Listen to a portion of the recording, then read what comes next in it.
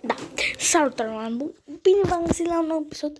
Am jucat Minecraft și, da, care mă vede acum Iulia, Robert, David, toți. O să vă arate cât de tare e acest joc și o să vă arăt și harta mea. O să fac ceva pe hartă și da. Hai să vedem play beta și creat. O să intrăm în 5 seconds să vedem cât de bine putem, să vedeți cât de bine arată casa mea. Da, uitați-vă. Ce casă e asta? E casa mea, dacă vă întrebați. Da.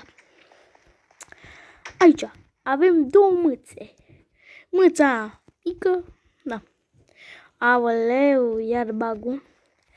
În cealaltă mâță, cred că e în camera mea. Nu.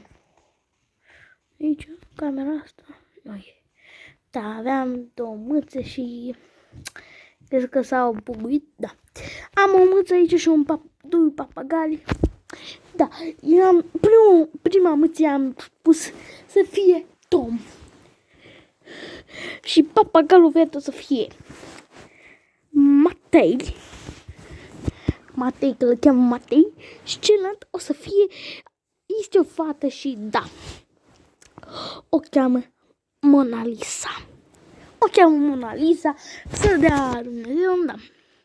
Când o să găsesc și cealaltă mâță, da. Hai să vă arăt și cai, că am și cai. Ce credeți că n-am cai? Să putem să dau puțin sunetul mai tare. Așa. Uitați-vă cai. Primul ăla îmbrăcat este Sebastian. Ăla în gri și alb este Mateo. Nu știu ce pun eu Mateo și o fată acolo este Maria. Da, mi-a spus cineva să pun numele Maria. Am văzut un papagal, doi verzi. Cred că s-a deblocat? Nu.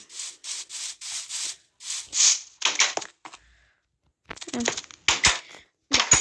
Acum, dacă vedeți leagănul ăla, Iulia, cred că o să-mi apreciez leagănul, cum l-am făcut eu. Leagănul, uitați-l cum arată leagănul. Da, cam așa arată leagănul de afară. Da, acum o să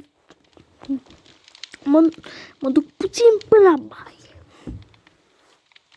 Sau mai stau puțin cu voi. Până atunci, a să face, aoleu. Aici un drumul spre bibliotecă.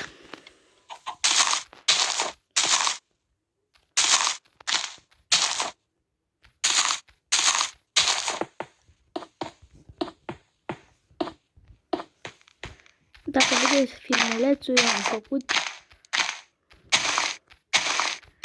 Așa, acum nu o să vorbesc că, da, vreau să mă concentrez.